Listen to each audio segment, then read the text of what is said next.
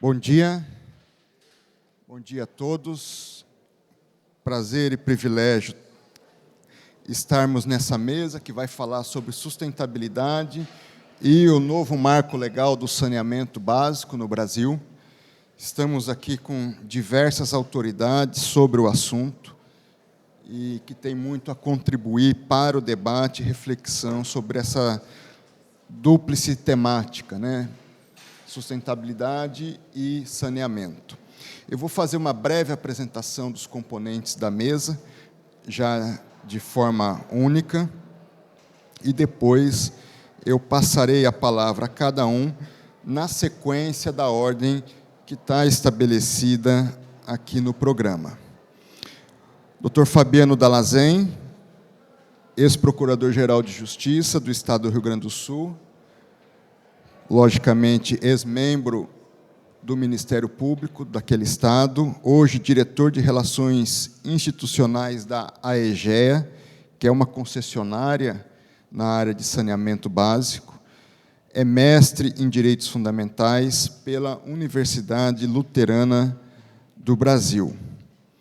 Tenho aqui também o Dr. Oswaldo Dalbuquerque Lima Neto, à minha esquerda, que é conselheiro e corregedor nacional do Ministério Público Brasileiro, procurador de Justiça no Estado do Acre, membro do Ministério Público do Acre, mestre em Administração Pública pelo Instituto Brasileiro de Ensino, Desenvolvimento e Pesquisa, IDP. Deputado, ex-deputado Leonardo Pisciani, secretário nacional de Saneamento Público no Brasil, integrante aí da estrutura do Ministério dos Esportes. Aliás, foi ministro dos Esportes brasileiro entre 16 e 18, governo Michel Temer. Hoje, deputado federal, novamente, e graduado em Direito pela Universidade Cândido Mendes, no Rio de Janeiro. Deputado, aliás, pelo próprio Estado do Rio de Janeiro. E o doutor Agnaldo Balon, aqui centro-direita, diretor-presidente da Companhia Estadual de Água e Esgoto no Rio de Janeiro, subsecretário-geral da Secretaria de Estado da Casa Civil do Estado do Rio de Janeiro por 4 anos, aí período de 2020 a 2023, na área acadêmica, pós-graduado em Direito da Regulação e também pós-graduado em Direito e Tecnologia, ambos pela Fundação Getúlio Vargas, no Rio de Janeiro. É um privilégio poder moderar essa mesa. Nós teremos aí um tempo entre 10 e 12 minutos para cada conferencista e, à medida das falas, eventualmente eu farei alguma observação, algum comentário, agradecendo desde já às ilustres autoridades que compõem a mesa, a dedicação e a presença de todos vocês, por estarem aqui conosco. Eu vejo principalmente as mulheres aí se abanando um pouco nesse calor, mas os homens também sofrem com essa gravata, pode ter certeza disso, e peço a paciência e a atenção de vocês nesse tempo que estaremos juntos. Assim, passo a palavra ao Dr. Fabiano Dalazen para a sua manifestação.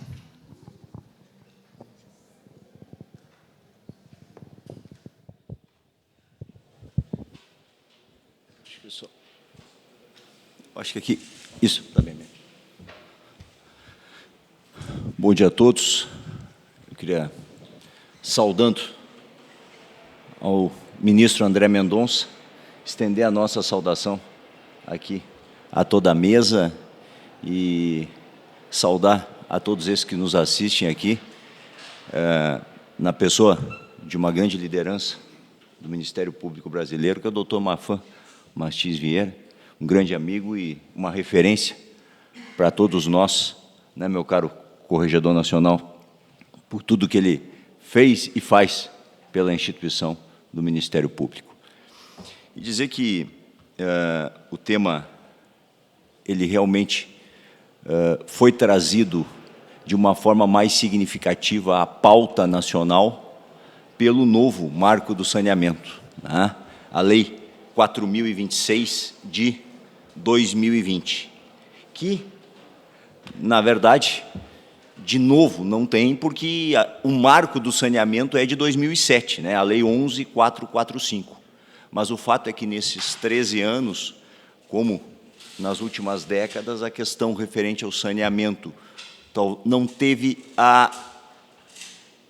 não sei se foi, ou podemos dizer, a necessária atenção, mas o desenvolvimento da infraestrutura em torno do saneamento básico não aconteceu, como em outras áreas da infraestrutura, telecomunicações, transportes, energia elétrica. E o fato é que, embora seja algo básico, como o próprio nome diz, ou seja, você retirar a água da natureza, tratar e colocar na torneira da casa das pessoas, e depois essa água, quando sai e você aperta a descarga ou abre o ralo, ser recolhida, tratada e devolvida à natureza com qualidade, embora esse seja um dos objetivos de desenvolvimento sustentáveis, que tem, digamos assim, talvez a maior ramificação ou a maior interface com todos os demais, saúde, educação. Você não pode falar, nós estamos falando aqui de inclusão digital, e há um abismo imenso nisso, mas antes de falar nisso, nós precisamos conectar as pessoas, precisamos conectar a casa das pessoas à rede de água potável e de esgotamento sanitário. Senão, nós não conseguimos falar em inclusão e não conseguimos falar em sustentabilidade. E o Brasil, com um déficit de 35 milhões de pessoas que não têm acesso à água potável, com um déficit de 100 milhões de pessoas que não têm esgotamento sanitário, um instrumento público básico, apresentava uma necessidade de um impulso muito forte para que se possibilitasse o investimento, hoje avaliado em números conservadores, meu caro deputado, em torno de 700 bilhões de reais, para que se cumpra a meta de universalização imposto pelo novo marco do saneamento até 2033. A forma como isso vai ser feito, a forma como isso vai ser colocado dentro do Brasil, nós podemos discutir, podemos buscar o melhor modelo, adaptá-lo, não há uma fórmula pronta, não há uma fórmula única, mas o fato é que isso precisa ser realizado e nós não podemos admitir retrocesso nessa política a partir daquilo que vem acontecendo.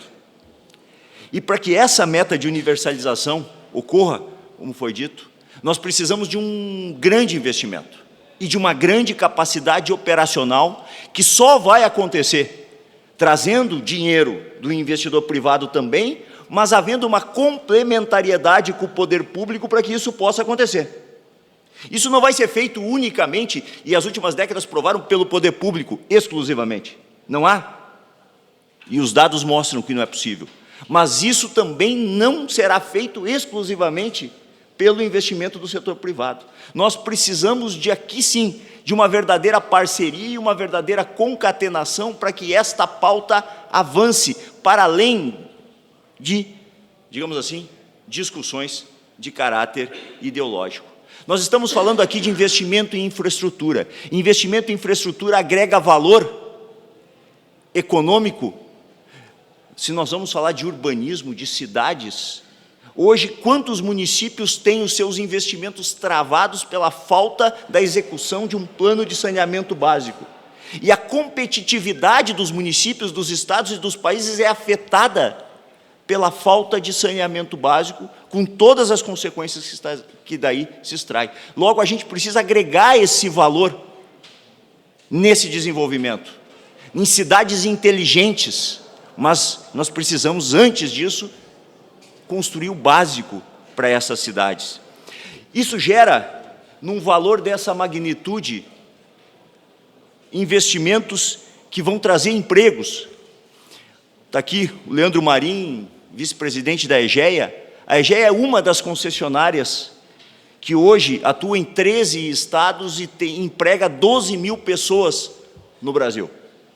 Agora, com a aquisição da Companhia Rio Grandense, nós vamos empregar 17 mil pessoas, 17 mil trabalhadores em 13 estados. No Rio de Janeiro, aproveitando aqui a chegada do nosso Procurador-Geral do Rio de Janeiro, doutor Luciano, são 8.000 empregos gerados, sendo que 4.500 empregos diretamente nas comunidades do Rio de Janeiro. Isso se trata também de inclusão social, não só de infraestrutura. Nas operações, só nas nossas concessões, hoje, são atendidas 1,7 milhões de pessoas com tarifa social. E você colocando dentro da tarifa social, muitas vezes não se paga água, ou na maioria das vezes não se paga água porque você não pode pagar. Se você puder pagar, ele quer ter um endereço onde nós falávamos. E eu ouvi várias palestras, o quanto representa você ter um endereço, uma dignidade. E há, em determinados locais onde há tarifa social, uma adimplência, ou um índice de inadimplência, ministro, menor do que em zonas mais abastadas. Por quê? Porque se quer pagar por aquilo que é justo. Então, também nós podemos ter, com o novo marco, um instrumento de inclusão social. Nós falamos de sustentabilidade ambiental, temos resultados positivos, já a partir da atuação, mais uma vez, meu caro Luciano, no Rio de Janeiro, em relação a um dos cartões postais, a Lagoa Rodrigo de Freitas, a Baía da Guanabara começa com algumas operações iniciais a já ter balneabilidade em determinados locais, em determinados dias. Isso representa uma revitalização de um cartão postal brasileiro para o mundo, mas representa sustentabilidade ambiental. O Rio Grande do Sul, o meu Rio Grande do Sul, na região metropolitana, tem 3 entre os 10 rios mais poluídos do Brasil. E lá, através de uma parceria público-privada, já se começa em 2 anos a mexer o ponteiro do tratamento de esgoto, que era de 16%, e já se passou para 22%, através de algumas obras realizadas entre o poder público com a parceria do poder privado. Então, isso traz desenvolvimento nas cidades, na infraestrutura, valorização imobiliária, isso traz empregabilidade, isso traz dignidade, isso traz sustentabilidade ambiental numa pauta, isso traz diversidade. A empresa hoje capta recursos, foram emitidos recentemente 500 milhões de dólares em bondes vinculados à meta em 2030 de você ter em posições de comando na empresa 27% de negros e pardos e 45% no mínimo de mulheres em posição de comando na empresa. Atingindo isso, o juro é menor. Se não atingir, você paga mais juro. Então, um instrumento de compensação, e você veja que o investimento hoje vem canalizado para quem atinja essas metas de inclusão, de sustentabilidade. Então, é uma pauta que traz e que dialoga com tudo aquilo que nós estamos buscando e dialogando em termos de um evento como esse. Eu nem falo da saúde, nós poderíamos dar vários exemplos, eu cito alguns. Vamos lá para o norte, em Teresina. Os dados mostram que o aumento da cobertura em Teresina causou uma diminuição em 69% dos atendimentos e internações por diarreia. No Espírito Santo, em Serra, uma diminuição de 39% nas internações por doenças de veiculação hídrica. A Organização Mundial da Saúde estima que 10% do total das doenças mundiais poderia ser reduzido se todos tivessem acesso à água potável e saneamento básico. Eu nem falo, estamos falando aqui de diarreia, dengue, ou seja, todo um cenário que também na saúde faz e nos mostra que nós podemos avançar muito em termos da questão referente ao saneamento básico, se nós adequarmos e fizermos cumprir aquilo que foi estipulado, aquilo que foi colocado como uma política pública lá em 2007, mas impulsionado definitivamente com o novo marco do saneamento.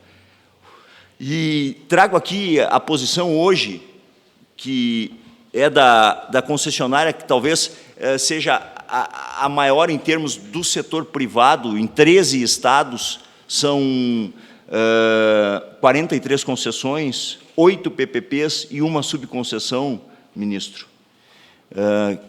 8 PPPs que também são uma espécie de concessão, mas dizer que a postura e a ideia e a filosofia é de trabalho em complementariedade com o poder público. Volto a dizer, ninguém vai resolver esse gap e essa pauta sozinho. Há, mais do que nunca, de que se complemente os investimentos, a capacidade operacional, que se preserve, talvez as duas grandes conquistas desse marco, ministro André, seja, em primeiro lugar, dizer que nós temos que parar de fazer de conta, e quem for fazer saneamento, seja público ou privado, tem que demonstrar, em primeiro lugar, capacidade financeira para cumprir aquilo que está na lei, e capacidade operacional. E disputar o mercado através de um procedimento público e transparente, que é o licitatório. A partir disso, com uma segurança jurídica que o novo marco dá, com a necessidade de uma segurança regulatória, que precisa ainda acontecer de forma definitiva. Aqui no painel ao lado se falava da questão de regulação, de infraestrutura, para que isso possa atrair o investimento. Como disse, em números conservadores, na ordem de 700 bilhões, para que isso possa acontecer até 2033, e trazer junto todo esse cardápio lateral de benefícios em termos de valorização imobiliária, em termos de diminuição de doenças e redução de custos de saúde, em termos de sustentabilidade ambiental para a redução da poluição que é causada pelo lançamento in natura ou sem o devido tratamento no meio ambiente. Os reflexos na área da educação, porque a mãe que leva o filho que fica internado 2 ou 3 dias, perde 2 ou 3 dias de trabalho, ele perde escola, dá distorção Todos esses números mostram a importância do que pode ser feito no Brasil nos próximos 10 anos. Mas, para isso, nós precisamos, principalmente, olhar para os novos instrumentos, adaptar eles numa integração dessa parceria público-privada. Uma empresa, por exemplo, como a EGEA, que tem 8 PPPs, não pode ser contra parcerias público-privada. Pelo contrário, tem que incentivar, tem que trabalhar para que elas aconteçam, para que essa complementariedade, e independente da visão A ou B, é extremamente importante que nós tenhamos aqui, principalmente, ministro André, a aplicação de um princípio para chegar a essa universalização, que é muito estudado no direito ambiental, mas também traz para a questão da responsabilidade social, que é não permitir retrocessos quando uma legislação avança em termos de política pública, de proteção ambiental, de proteção social, que incentivar os instrumentos para o seu cumprimento e não permitir que hajam aí retrocessos, principalmente na exigência de capacidade financeira para que isso seja cumprido, capacidade operacional para que nós possamos alcançar o novo marco e lutar até o final. É uma meta audaciosa, é uma meta difícil, mas o Brasil precisa fazer um avanço nesses 10 anos que não fez nos últimos 60. Então, é essa visão e é dessa forma que eu encerro a manifestação, agradecendo, ministro André, aí a audiência de todos.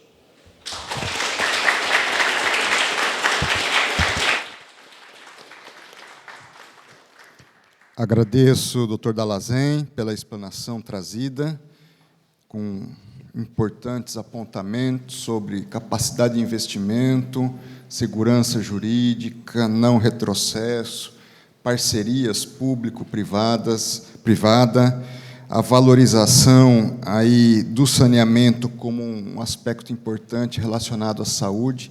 Eu relembro a todos que a Constituição da República, no seu artigo 23, inciso 9, pontua que o saneamento constitui um dever, uma atribuição, uma competência, não só da União, como também dos Estados, Distrito Federal e dos municípios. E o artigo 200, inciso 4 da Constituição, aponta uma correlação do SUS com o saneamento, determinando que o Sistema Único de Saúde ele deve participar também das políticas e da definição das políticas e da execução das políticas na área do saneamento básico. Assim, eu passo a palavra ao doutor Oswaldo Albuquerque Lima Neto, que aqui à minha esquerda, como disse, é procurador de Justiça do Estado do Acre e tem trabalhado também de forma bastante intensa na atuação do Conselho Nacional do Ministério Público, especialmente na Corregedoria. Com a palavra, doutor Oswaldo. Eu não sei se nós teremos prorrogação, então eu vou também deixar o cronômetro aqui, ministro. Tranquilo. Dizem que o membro do Ministério Público, principalmente quando é oriundo do júri, quando começa a falar, se perde no tempo, né? Eu quero dar bom dia a todas, bom dia a todos, cumprimentar essa seleta mesa na sua pessoa, ministro, cumprimentar aqui a nossa plateia, as pessoas do doutor Marfan, nosso grande líder do Ministério Público Brasileiro, doutor Luciano, Procurador-Geral de Justiça do Rio de Janeiro, doutor Comim, nosso já conselheiro, falta só a posse, né, no Conselho Nacional do Ministério Público. Eu queria trazer apenas alguns apontamentos aqui acerca do novo marco legal do saneamento básico e também como o Ministério Público brasileiro pode contribuir para que seja realmente efetivada essa implementação, a implantação do marco, com os seus resultados positivos para a população, com o efetivo cumprimento dos prazos estabelecidos no novo marco legal. O marco regulatório do saneamento consagrou metas e indicadores para esta política, deixando o protagonismo da realização dessa atividade, principalmente para a iniciativa privada, como bem colocou aqui o meu querido amigo Fabiano Dalazen, mas deixando para o poder público também o poder maior de regulação, a fim de que esta política seja efetivamente voltada para a transformação social positiva da comunidade, dos cidadãos deste país. É um modelo de governança baseado na planificação, ou seja, no efetivo planejamento, e definição de indicadores com resultados concretos, visando a redução de desigualdades sociais. Consiste, portanto, em importante ferramenta para a gestão socialmente responsável.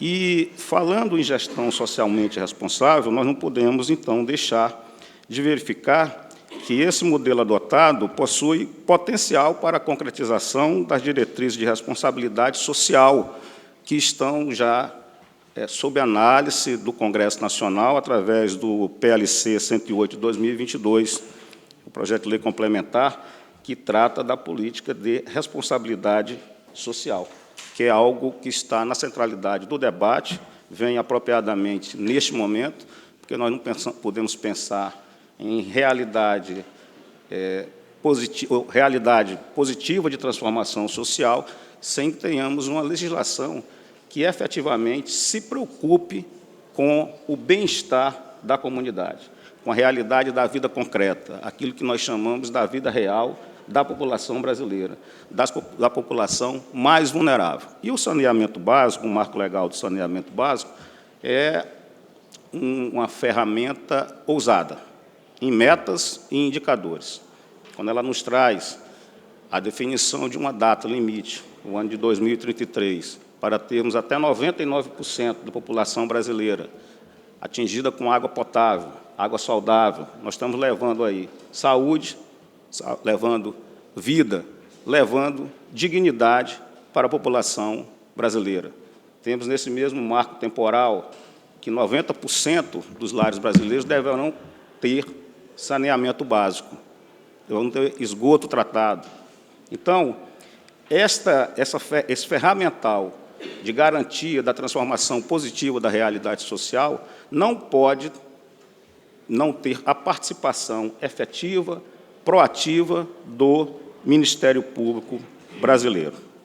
As diretrizes estabelecidas, elas nos trazem perspectivas de melhora do bem-estar social, nos trazem perspectiva de garantia de um meio ambiente preservado, nos trazem, portanto, a garantia de redução de desigualdades sociais.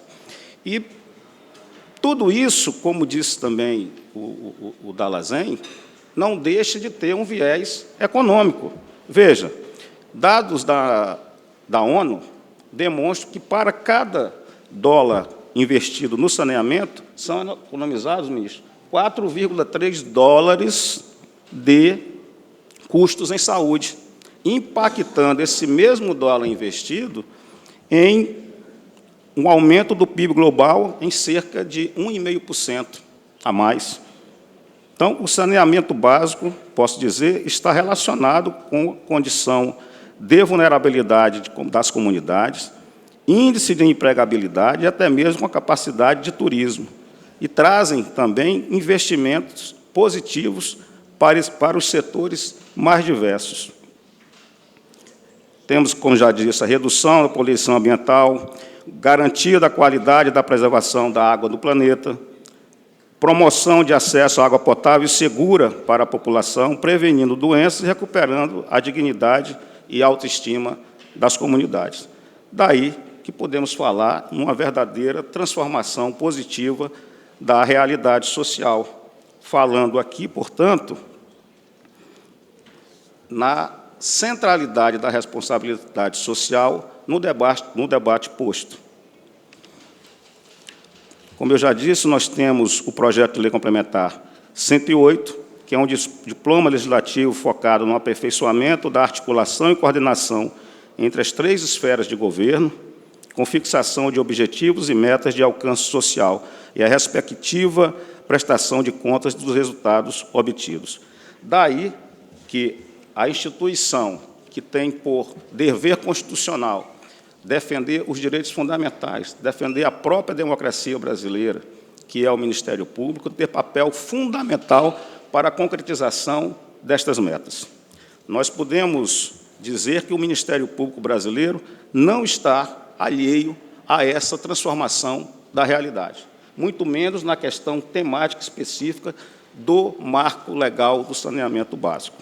Temos, por atuação no âmbito do CNMP, a preocupação em fomentar a atuação proativa e resolutiva do Ministério Público brasileiro. Inclusive, ministro, temos correições ordinárias atualmente, que faremos nas 30 unidades e ramos da instituição, com foco na temática da proatividade e resolutividade do Ministério Público, uma proatividade que não seja apenas uma proatividade reativa a crimes, reativa a danos, reativas à corrupção, mas uma proatividade que seja dialógica com todos os poderes e instituições de Estado, com a iniciativa privada, de modo a colaborar com a efetivação das políticas públicas favoráveis à população.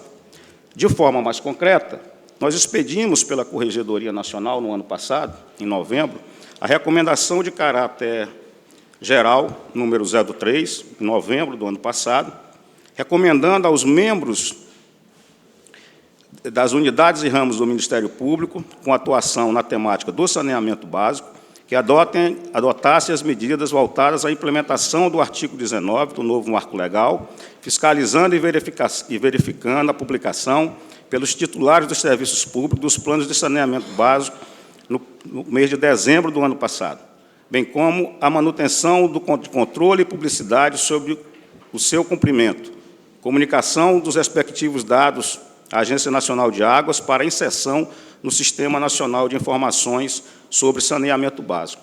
Isso é uma medida concreta que movimentou o Ministério Público brasileiro para atuação prioritária na área da efetivação do saneamento básico para a população brasileira. Eu trago aqui algumas das respostas que obtivemos por conta dessa recomendação. Trouxe por região. Na região norte, o meu Ministério Público Acreano, que instaurou procedimento de controle e fiscalização, com o objetivo de verificar e acompanhar, inclusive por meio de visitas periódicas, as medidas que estão sendo executadas com vistas à confirmação da regularidade dos contratos de programa que aderiram às metas da universalização dos serviços de água e esgoto. Na região Nordeste, trouxe aqui o exemplo do Ministério Público baiano. A Comissão de Gestão de Recursos Hídricos, em matéria de esgotamento sanitário, encaminhou às promotorias com atuação no meio ambiente, cópia da recomendação, esta recomendação de caráter geral, para a implementação e de um roteiro de atuação para a implementação do Plano Municipal de Saneamento Básico para servirem como material de apoio. Referida comissão designou ainda reunião com representantes da Federação das Associações dos Municípios e aqui não da Bahia, da Paraíba, perdoe, e da Companhia de Águas e Esgotos da Paraíba, com a finalidade de tratar sobre a melhor forma de implementação da solução.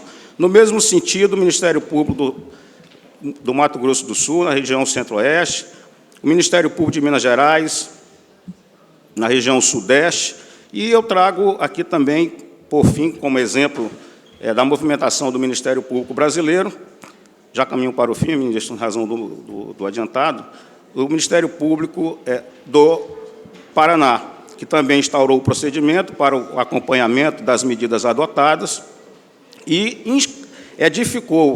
criou um observatório de dados relativos aos contratos de prestação de serviços de saneamento básico dos municípios do Estado do Paraná. São medidas concretas do Ministério Público brasileiro que estão a fazer com que a instituição esteja efetivamente atuando com uma atuação prioritária na questão do saneamento básico. Saneamento básico é vida, é saúde, e o Ministério Público brasileiro não pode estar alheio a tudo isso. Expedimos agora, por fim, a recomendação conjunta da Corregedoria Nacional, aquela anterior foi uma recomendação da Corregedoria Nacional, e esta agora expedimos a recomendação conjunta, agora este mês, da Corregedoria Nacional com a Comissão do Meio Ambiente do Conselho Nacional do Ministério Público, justamente recomendando às unidades e ramos a adoção de medidas voltadas à implementação do novo marco legal do saneamento básico.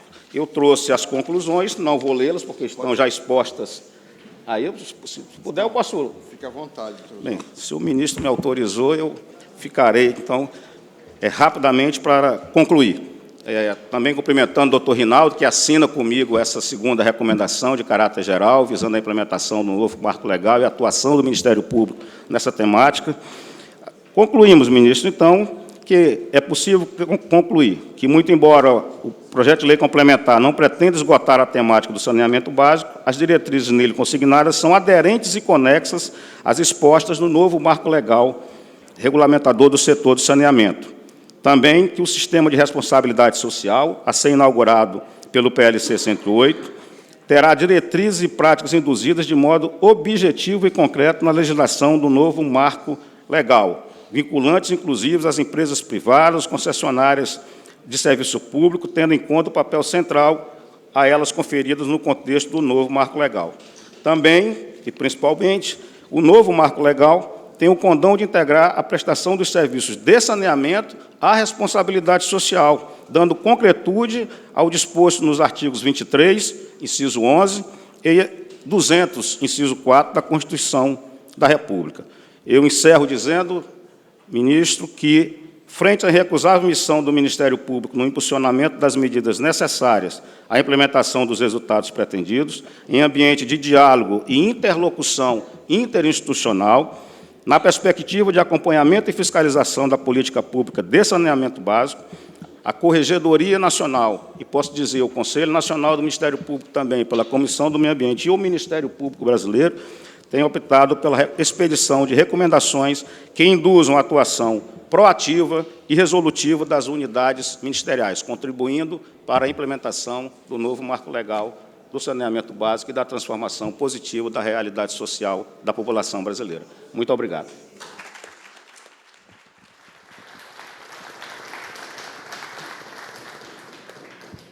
Meus parabéns, muito obrigado, doutor Oswaldo. E fazendo a correção, membro do Ministério Público do Acre. Dizer alguns dados importantes que o doutor Oswaldo trouxe. Primeiro, a importância da regulamentação, de nós termos uma agência reguladora, de modo especial a ANA, que faça uma regulamentação que dê segurança a esses concessionários, que garanta o cumprimento das metas, que, de alguma maneira, não crie obstáculos, ao contrário, incentive a adequada atuação desses prestadores de serviço público. Eu tenho acompanhado os dados sobre regulação e governança em geral do Banco Mundial. Desde 96, ele tem feito estudos.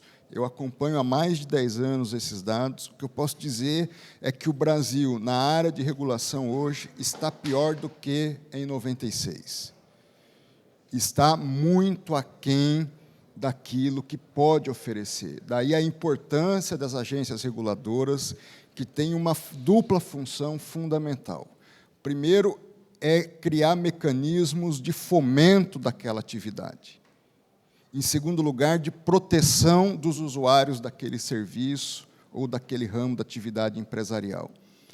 E nem pendendo para um lado, nem para o outro, nem criando amarras desnecessárias de um lado, nem deixando de garantir o bom serviço público de outro lado. O segundo ponto que eu anoto, e fico assim bastante feliz, quando o Dr. Oswaldo coloca o acompanhamento por parte do Ministério Público em relação ao cumprimento, conforme determina o artigo 19 do novo marco legal, dos projetos, dos planos de ação, que se garanta a transparência, o devido acompanhamento e a devida execução.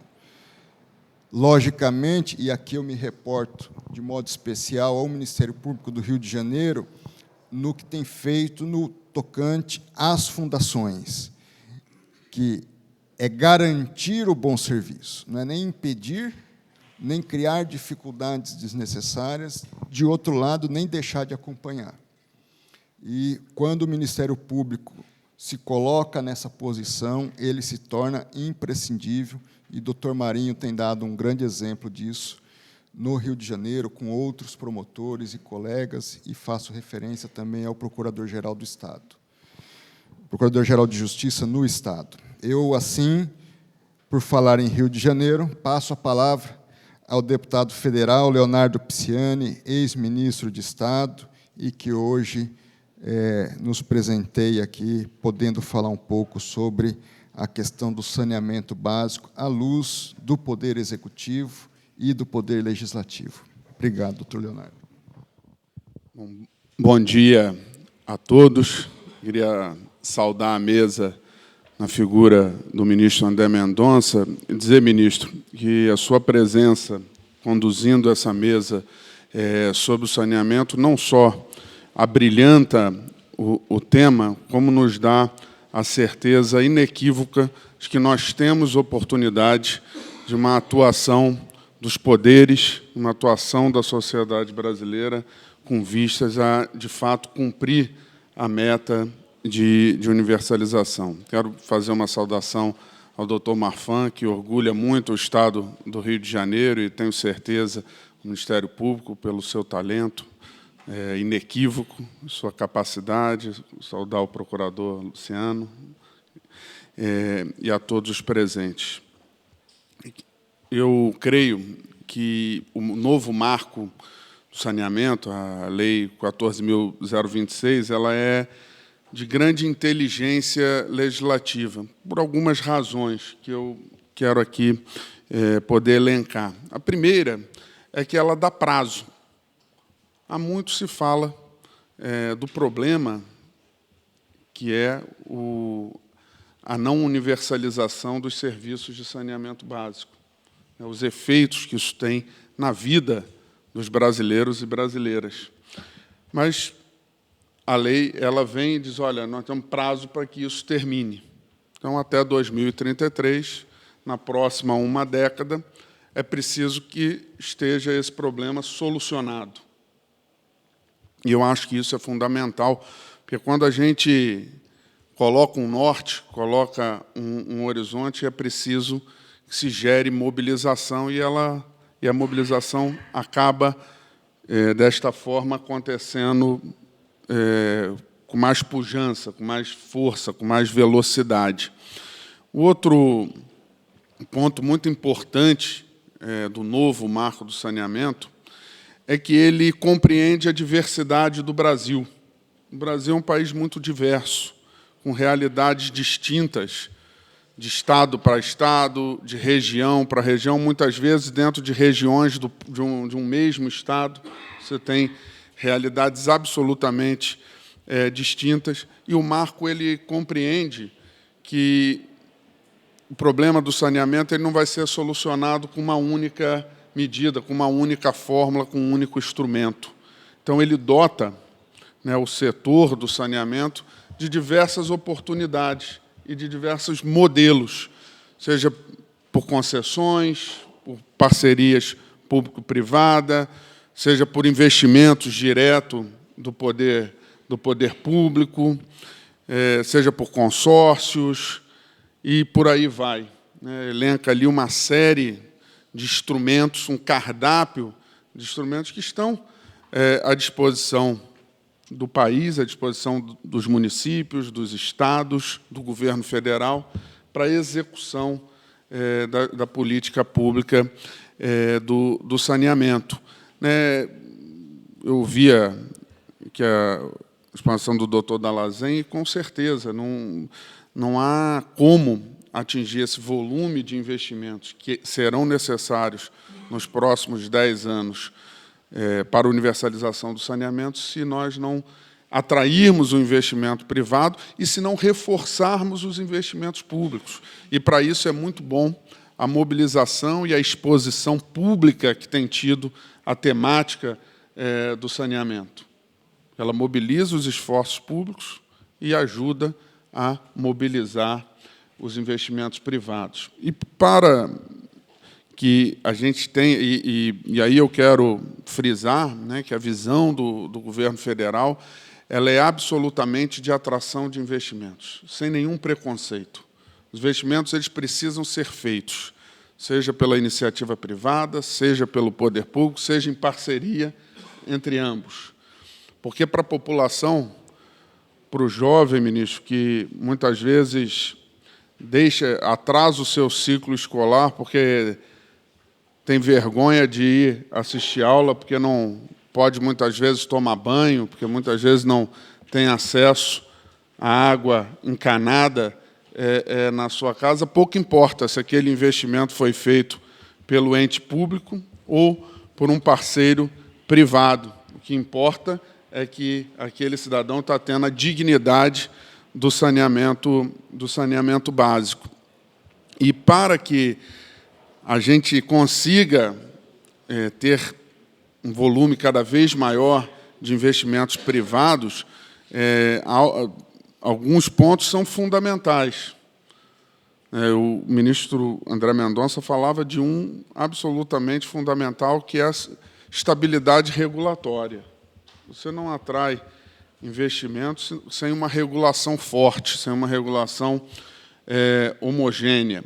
Eu acho que isso a Agência Nacional de Águas tem buscado fazer, né, a partir da atribuição que recebeu em 2020 na reforma da legislação do saneamento.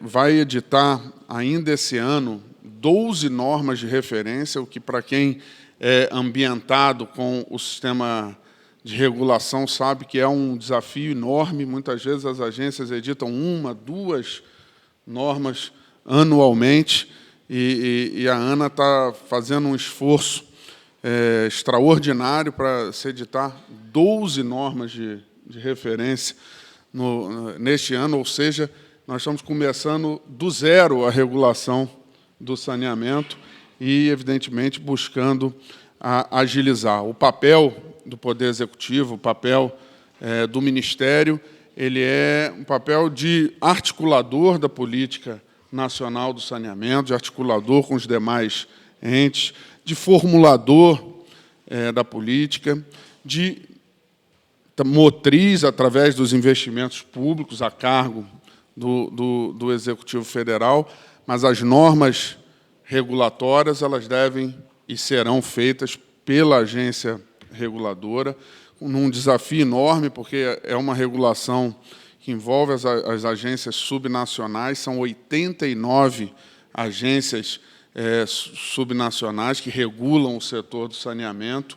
Então, você conseguiu homogeneizar a atuação dessas agências é um desafio enorme, um desafio absolutamente complexo, mas que a gente tem uma expectativa muito positiva, né, que a coordenação da Agência Nacional de Águas, através da edição do arcabouço de normas de referência, contribua e muito para a melhoria do ambiente regulatório.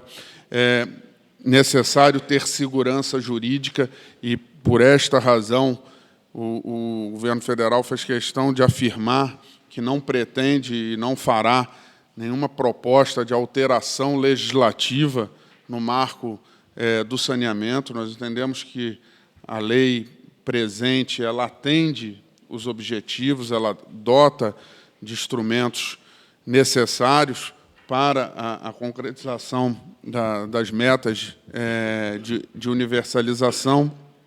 E, nesse sentido, eu creio que cabe a todos nós, cada vez mais, buscarmos nos aprofundar no tema e nas especificidades de cada canto do nosso país. Existem cantos do nosso... E aí eu reforço também a necessidade do investimento público. O investimento público ele é absolutamente fundamental.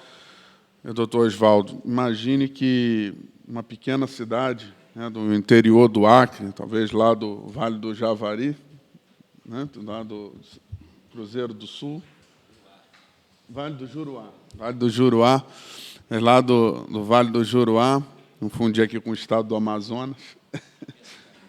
É verdade.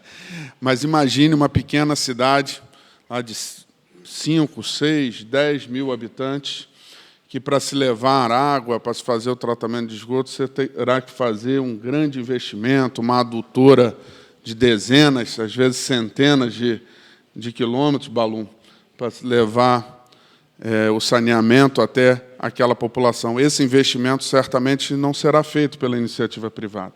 Esse investimento quem tem que fazer é o poder público. Esse investimento, porque essa operação, para o privado, ela não vai parar de pé, mas o poder público tem o dever de ir lá e concretizar e implementar a política de saneamento. E, dentro desse espírito de parceria, dentro desse espírito de busca, de concretização da meta de universalização, é que eu encerro aqui a minha fala, mas, pessoalmente, afirmando que sinto uma esperança muito grande, uma esperança absolutamente verdadeira de que a gente tem em nossas mãos, né, sejam os gestores públicos como os investidores privados, a oportunidade de, uma vez por todas, dar dignidade à nossa população. E, como o tema aqui traz a questão da sustentabilidade, eu deixo para a reflexão das senhoras e dos senhores que talvez o Marco do Saneamento seja um dos maiores programas ambientais em marcha em todo o mundo. Afinal de contas, em que outro local nós temos um projeto, um programa que busca levar saneamento básico a 100 milhões de pessoas. Então, esse é o tamanho do desafio que temos pela frente. Muito obrigado.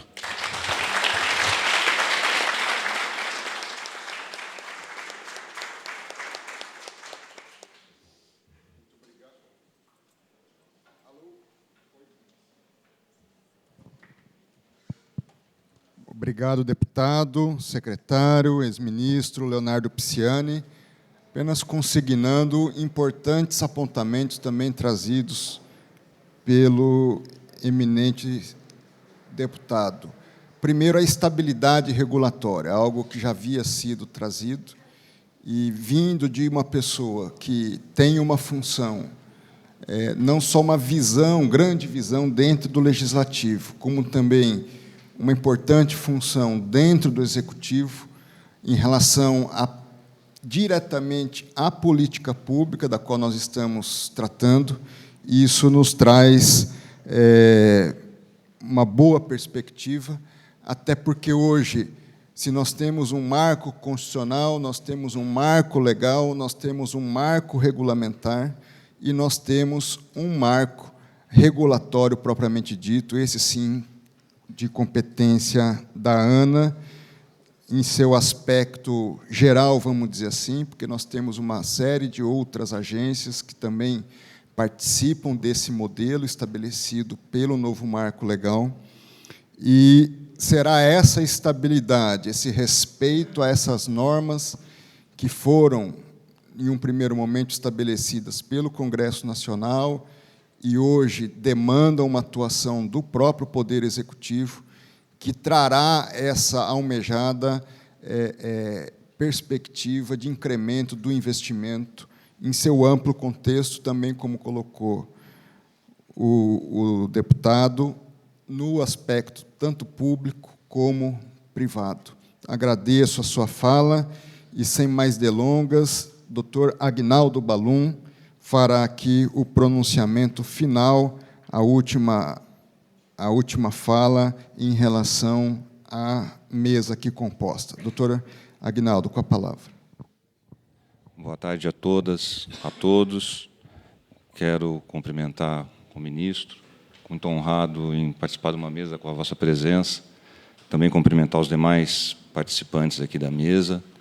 Cumprimentar o doutor Luciano, doutor Marfan, que desde o momento em que eu o conheci, teve uma acolhida muito especial com a minha pessoa, então só tenho que agradecer, e a sua figura representa muito para o Rio de Janeiro, estar próximo e poder, de alguma maneira, compartilhar da tua companhia me muito enobrece. Queria falar um pouco, acho que todos fizeram as suas observações, muito focado num conceito mais geral sobre o marco legal, mas eu queria fazer um recorte sobre a perspectiva do Rio de Janeiro e da SEDAI especificamente, e concentrando no tema sustentabilidade. A sustentabilidade, com o marco legal do saneamento, a gente tem uma perspectiva colocada num horizonte, nos próximos 10 anos, de ter uma transformação da situação ambiental e dos meios naturais em que a gente vive. Para os senhores terem uma ideia, os dados do Trata Brasil de 2021 dão conta de que 100 milhões de pessoas não têm tratamento, coleta e tratamento de esgoto. 54% da população brasileira tem coleta de esgoto, porém, apenas 51% desse esgoto é tratado, o que resulta em despejar nos rios, mares e no leito do solo mais de 70% do esgoto que é produzido por todos os seres humanos que habitam o território brasileiro. E isso, naturalmente, que traz para a sociedade como um todo um problema ambiental crônico. E aí eu quero citar como exemplo o que aconteceu no Rio de Janeiro no ano de 2019 e 2020. Para quem não é fluminense, mas os fluminenses que estão aqui puderam acompanhar o fenômeno da geosmina. O fenômeno da geosmina foi um problema que, apesar da água ser oferecida para as pessoas com qualidade de potabilidade, ela tinha um gosto e um odor um pouco desagradável ao paladar humano. Isso fez com que a população da região metropolitana, especialmente no Rio de Janeiro, corresse de uma maneira muito grande aos mercados, comprando água potável. A gente teve, naquele momento, um esgotamento de água potável, água mineral nos mercados, com preço subindo 5, 6 vezes, e aí uma crise que a sociedade se deu conta do quão importante é a gente ter uma preservação e cuidado do meio ambiente. Obviamente que o fenômeno da geosmina, diversos fatores que levaram àquele fenômeno, o principal deles é a poluição dos rios que são afluentes ao rio Guandu, que desaguam na lagoa onde a SEDAI faz a captação de água. E aí a poluição desses rios, somado aos fenômenos naturais, como um calor excessivo, fez com que a gente tivesse, naquela circunstância, uma proliferação de algas que, mesmo com o processo de tratamento rigoroso da água, ainda assim resultasse numa qualidade de água ruim. Então, é nessa perspectiva que, quando a gente segrega as funções. E por que a gente teve essa situação no Rio de Janeiro? Primeiro, além da situação da poluição dos rios, uma dificuldade da empresa, tal como ela estava constituída, de fazer os investimentos que são necessários para que houvesse a expansão da rede de esgoto, a expansão da rede de água e também de investir adequadamente nos sistemas de produção. Sistemas de produção esses que garantem a captação de água em qualidade e quantidade suficiente para abastecer a população. Então, SEDAI, e aí eu estou exemplificando um pouco essa situação da Geosmina, só para a gente ter um contato mais próximo de como é que a questão ambiental, às vezes, quando a gente em casa recebe água tratada, tem o nosso esgoto coletado, e a maioria, creio que todos aqui têm essa condição, a gente não tem um pouco a noção do quanto a sustentabilidade e cuidar do meio ambiente é importante, porque é um conceito, às vezes, que não é imediato, é imediato. Cuidar do meio ambiente, para muitas pessoas, como a gente não tem um efeito direto, ele acaba ficando um pouco distante. Mas o fenômeno da geosmina explica um pouco como é que a preocupação em relação ao meio ambiente, ela precisa estar na nossa agenda do dia, e o marco do saneamento ele faz um pouco isso. Ele traz essa perspectiva da gente, ao universalizar o saneamento, a gente consiga cumprir com essa meta. O Estado do Rio de Janeiro fez o seu processo de concessão distribuído em 4 blocos na região metropolitana e em algumas cidades do interior. Num primeiro lote, foram arrematados 3 blocos, gerando 22 bilhões em receitas de outorga para o Estado, distribuído entre os municípios, o Estado e a SEDAI para a indenização dos ativos que ela possuía. E, em dezembro, foi concluído o segundo lote, gerando mais 2,2 bilhões de outorga, também distribuído para esse conjunto de atores. O compromisso das concessionárias no Rio de Janeiro, ao longo do período de concessão, é de investir 30 bilhões para o desenvolvimento do saneamento, sendo que boa parte desse recurso será investido nos primeiros 10 anos, com vistas ao atingimento das metas que estão postas. O total de investimentos, considerando o impacto que eles possuem na sociedade, nós estamos falando em torno de 48 bilhões de reais ao longo desse período de movimentação na economia. A SEDAI, pós-concessão, ela passa a cuidar dos sistemas de abastecimento, de captação de água. Esses sistemas no Rio de Janeiro são 6 sistemas: sistema Guandu, que abastece 75% da região metropolitana do Estado, o Imunana Laranjal, que abastece Niterói, São Gonçalo e as cidades circunvizinhas, Ribeirão das Lajes, Acari, Campos Elíseos e Japeri, que atendem as outras cidades na região na Baixada Fluminense. E também a SEDAI continua atuando em 16 cidades do interior que não aderiram, dentro da modelagem proposta pelo Estado, não aderiram ao processo de concessão. E aí, para quem está olhando a tela, é um esquema um pouco de como é que, no Rio de Janeiro, foi organizado o sistema.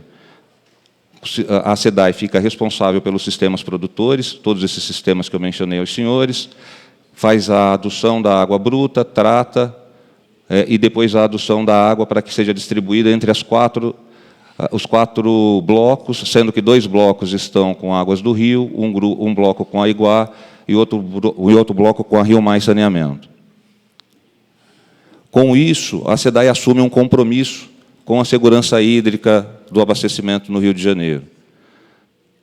A SEDAI, antes do processo de concessão, ela investia cerca de 5% de toda a receita bruta em investimentos no sistema de ampliação do sistema de distribuição, ampliação do sistema de captação e rede de coleta de esgoto e tratamento, e também nos sistemas de produção. Isso, para os senhores terem a ideia em grandes valores, dá cerca de 120 milhões de reais por ano. Pós-processo de concessão, a empresa passa a focar só no sistema de produção e nos sistemas de captação e o meio ambiente onde a gente atua. E esse investimento hoje ele é de 15% da receita bruta da empresa, focada no único sistema e não mais tendo que competir tendo que alocar o recurso nos sistemas de distribuição e captação de esgoto, e a gente passa a ter um maior investimento, tanto em recuperação e conservação ambiental, em inovação e tecnologia. alguns exemplos de como é que a empresa, após a reorganização e após o processo de concessão, vem se dando, estão programados 2,5 bilhões de reais para a construção de um novo sistema Guandu, que é um sistema, um novo sistema de tratamento que deve resolver o problema crônico de abastecimento na Baixada Fluminense, que hoje sofre, especialmente no verão, em função da alta demanda. Embora o sistema Guandu tenha uma produção expressiva, ainda assim não é suficiente para, na alta demanda, conseguir abastecer a todos. Esse sistema ele deve atender 3 milhões de pessoas, com 12 mil litros de água por segundo. Também estão previstos a modernização dos principais sistemas de captação. O sistema Guandu, o atual sistema Guandu, ao longo de 45 anos de existência, pouco foi investido nele, e estão programados 1 bilhão e 800 milhões de reais de investimentos na modernização desse sistema, com o principal foco na revitalização das estações de tratamento, na modernização dos motores, na modernização dos filtros, garantindo maior segurança da água que é produzida.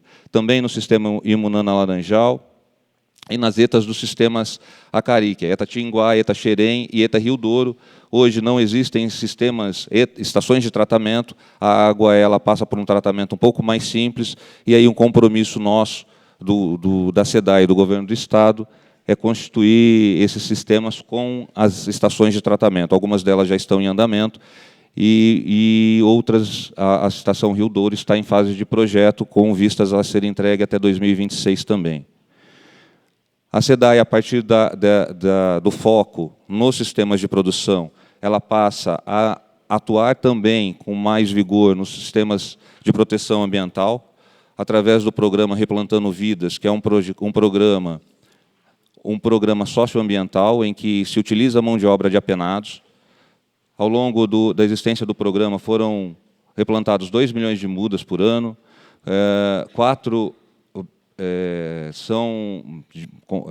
2 milhões de mudas com a capacidade de serem produzidas. A gente construiu 2 novos viveiros, aumentando essa capacidade agora. 4 milhões e meio de mudas já foram plantadas, com cerca de 2 mil hectares já reflorestados. E agora, a partir desse ano, a gente reorganizou, dando mais capilaridade ao programa, e lançamos na Semana no Meio Ambiente um projeto de restauração Tinguá-Bocaina, que é um projeto de restauração ao longo do Rio Guandu, replantando as suas margens, percorre 9 municípios, com espécies da vegetação nativa, são cerca de 60 espécies em extinção que são cultivadas e devolvidas à natureza. E aí, com a atuação da SEDAI concentrando a sua atividade voltada para a segurança hídrica, a gente busca uma gestão sustentável, com o programa ESG estabelecido em governança da empresa, uma melhor performance operacional, produzindo água com a quantidade e qualidade suficiente, o alinhamento com as ODS, que são os objetivos sustentáveis, e investimento em tecnologia que garantem com que a empresa performe melhor e com menos recursos.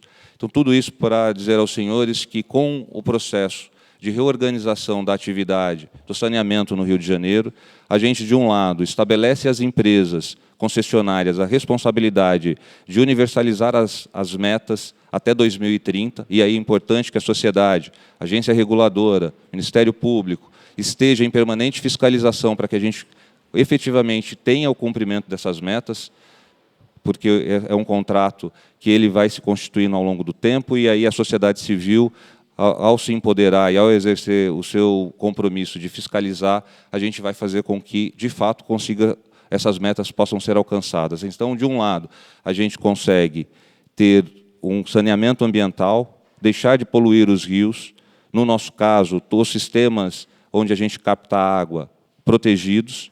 Do outro lado, a SEDAI se concentrando na operação do sistema, conseguindo modernizar todas as estações de tratamento, instalando outras, de tal forma que, ao longo dos próximos 10 anos, a gente tenha um sistema mais resiliente, produzindo água com melhor qualidade, menos recursos, menos produto químico, menos energia, e de uma maneira mais resiliente, a gente consiga ter a produção de água com mais sustentabilidade ambiental. Então, um pouco da experiência do Rio de Janeiro. Obrigado a todos.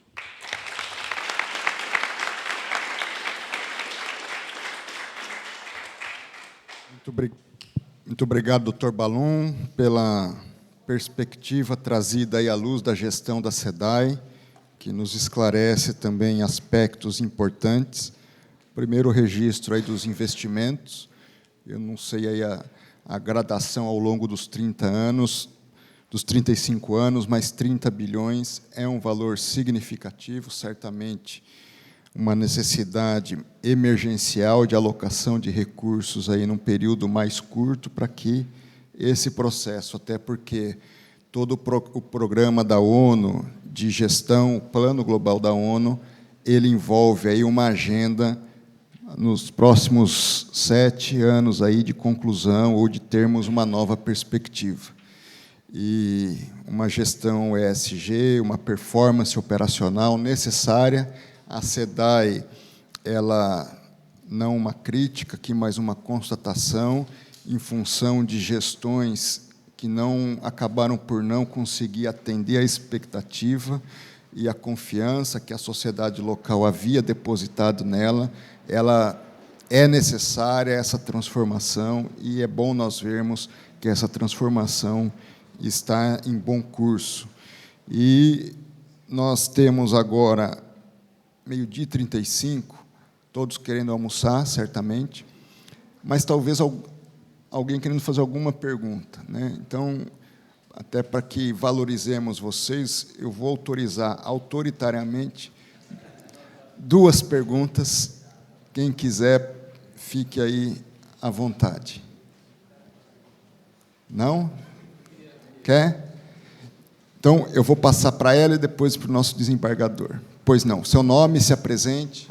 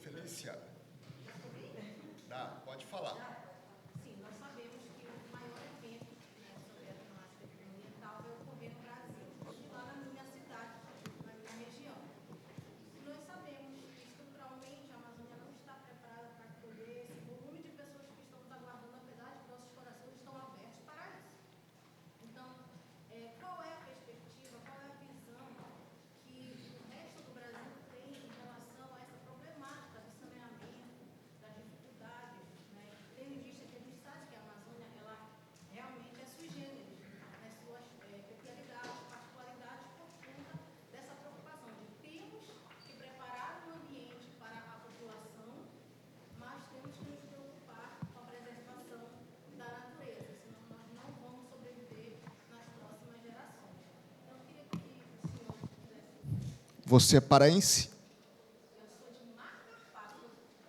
Do Amapá? No Pará.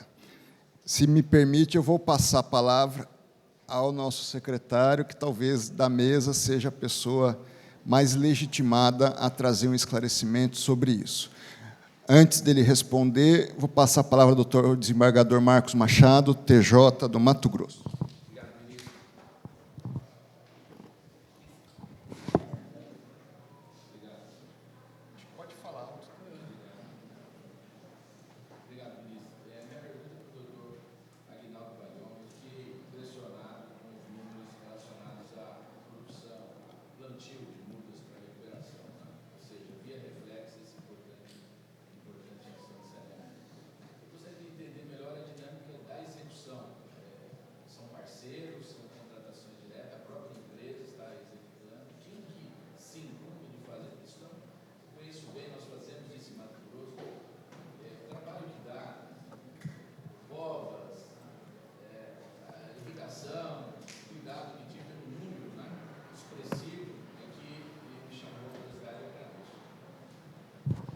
Deputado Pisciani.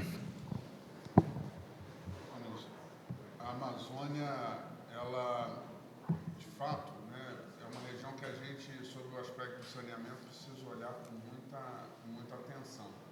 É a região brasileira, a região norte do Brasil. É a região com maior quantidade de água, de mananciais, e é que tem o menor índice de água tratada no país. Eu acho que esse panorama começa a mudar. O Estado do Amapá fez já a sua concessão, tem investimentos em andamento. O Estado do Pará está modelando a concessão da COSAMPA, da sua companhia estadual, nos moldes do que foi uma modelagem muito parecida da que foi feita no Rio de Janeiro, onde a companhia estadual vai manter a captação e produção e conceder a distribuição. E com relação à COP, eu tenho certeza que Belém do Pará vai estar absolutamente preparada para, em 2025, receber esse grande evento. Aliás, é uma oportunidade extraordinária do mundo ver a Amazônia pelos olhos dos 30 milhões de brasileiros que vivem na Amazônia. As necessidades, os desafios, as perspectivas. Então, eu tenho certeza que, após a COP, não só após a COP, mas nesse percurso até a sua realização, durante e após a sua realização, o mundo vai passar a enxergar a Amazônia de forma diferente, vai passar a enxergar a Amazônia pela perspectiva de quem lá vive, dos desafios que tem a população amazônica no nosso país. Então, eu deixo aqui uma mensagem de esperança, de que eu tenho certeza que Belém do Pará, a exemplo de todo o Brasil, vai fazer uma grande edição da COP30.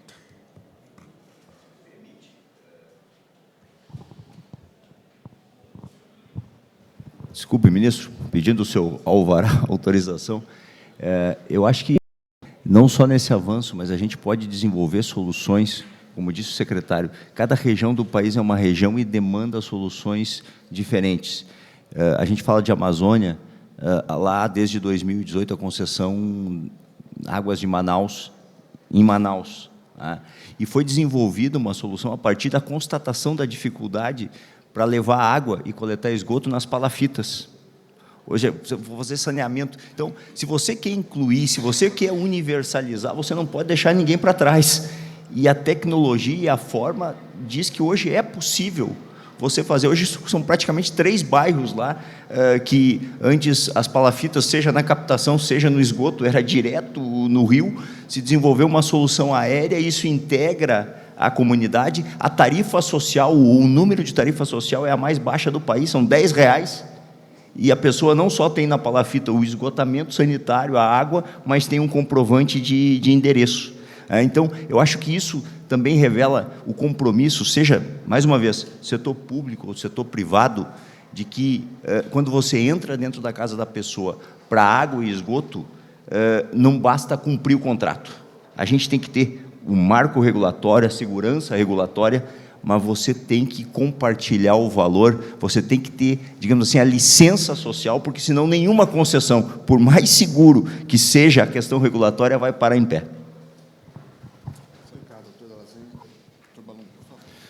Então, o programa no Rio de Janeiro, ele conta com mão de obra de 600 apenados. A nossa ideia é ampliar um pouco o programa que a gente tem com o Poder Judiciário do Rio de Janeiro e toda a mão de obra alocada na execução, tanto na condução dos viveiros. Nós temos 12 viveiros hoje fazendo o cultivo das mudas, quanto o processo de replantio é feito por essa mão de obra dos apenados.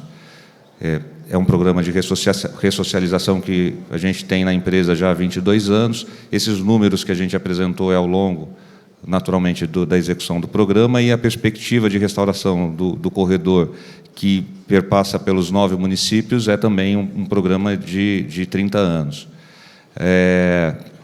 E a gente concentrou as ações que antes no Estado era dispersa. O programa de reflorestamento ele se dava em regiões em que o monitoramento da pega da muda e depois até o levantamento do inventário ambiental era mais complicado.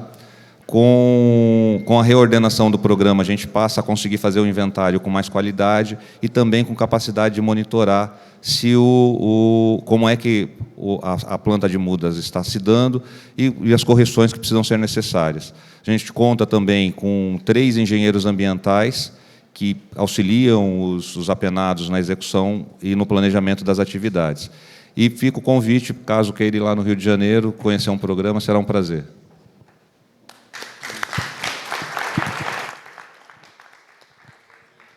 Assim, está encerrado esse painel. Boa tarde a todos. Privilégio estar com vocês.